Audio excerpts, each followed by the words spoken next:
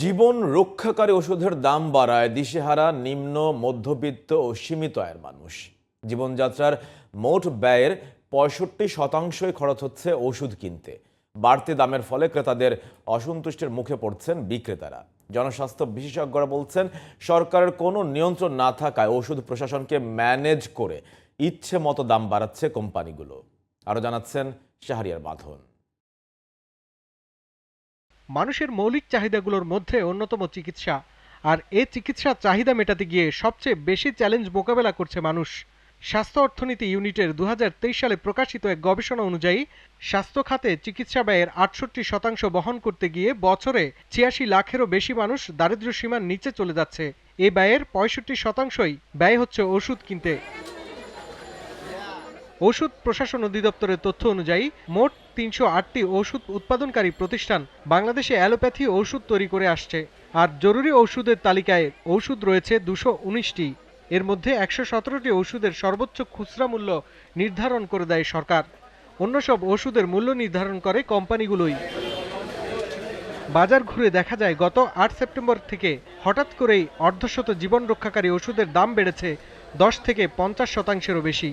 অন্যান্য ওষুধের দাম ৩০ থেকে প্রায় ৯০% বেশি বেড়েছে। দাম বৃদ্ধিতে দিশেহারা নিম্নবিত্ত, মধ্যবিত্ত এবং সীমিত আয়ের মানুষ।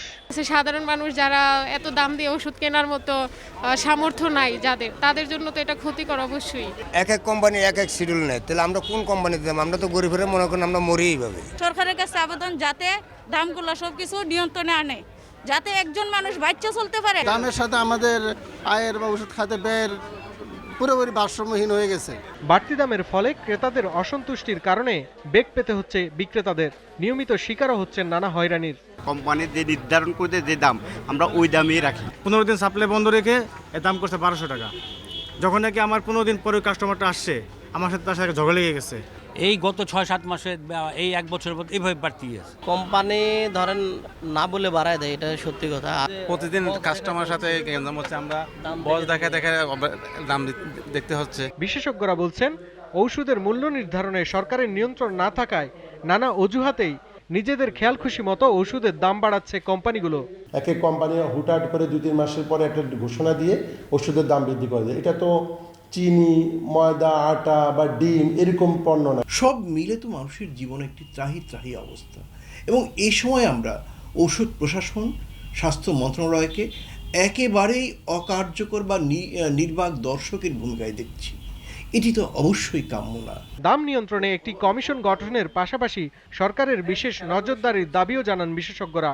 এই বিষয়টিকে যদি সরকার এবং তার মন্ত্রণালয় এবং সংস্থাগুলো যদি নির্বাক ভূমিকা পালন করে, তাহলে এটি মানুষের ভোগান্তিকেই কেবল বাড়াবে, এটি কোনো মতেই কাম্য না।